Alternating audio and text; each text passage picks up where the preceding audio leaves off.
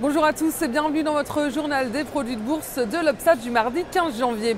Paris termine à l'équilibre, le CAC 40 grappille 0,06% à 3708 points dans un volume d'échange assez faible, un signe du manque de conviction des investisseurs. Prudence, c'était le mot d'ordre sur le marché parisien. Les marchés se sont un peu affolés dans l'après-midi en apprenant que Barack Obama allait s'exprimer sur le relèvement du plafond de la dette américaine. Il s'attendait comme les autres places mondiales le discours du président de la Fed sur la politique monétaire, Ben Bernanke, devait s'exprimer sur le sujet juste après la clôture de Wall Street.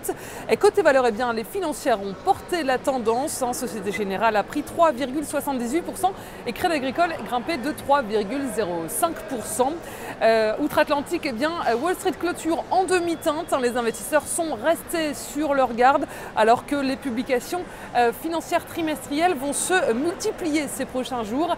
Et puis les banques américaines, les grandes banques américaines seront à l'honneur cette semaine. Goldman Sachs et JP Morgan publieront leurs résultats mercredi. Ils seront suivis jeudi de Bank of America et de Citigroup.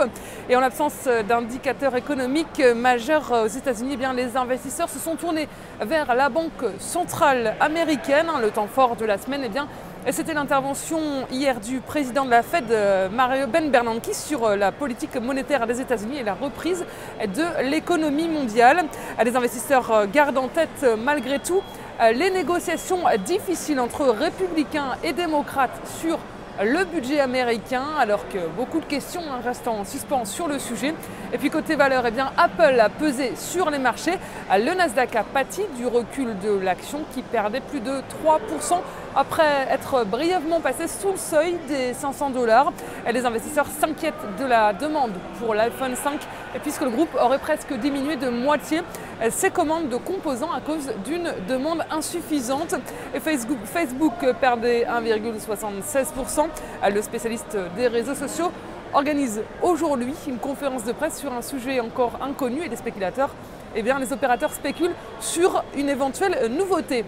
Sur le front des devises, l'euro continue de gagner du terrain face au dollar. Il est à plus 0,35% et s'échange à $1,3389. Et puis du côté des matières premières, le pétrole WTI est à $94,14. On s'intéresse aujourd'hui à l'assureur AXA. Graphiquement, le titre est soutenu par une oblique haussière et reste supporté par ses moyennes mobiles à 20 et 50 jours. Le RSI journalier évolue au-dessus d'une oblique ascendante. Et tant que le support à 12,60 € n'est pas enfoncé, le biais est haussier vers 14,10 € et 14,80 €. La stratégie qui vous est proposée pour jouer cette valeur, c'est l'achat du Warrant Call AXA à 3165 têtes d'Unicredit au prix d'exercice de 15 € et d'échéance au 6 septembre 2013. Voilà, c'est tout pour aujourd'hui. On se retrouve demain. Très bonne journée.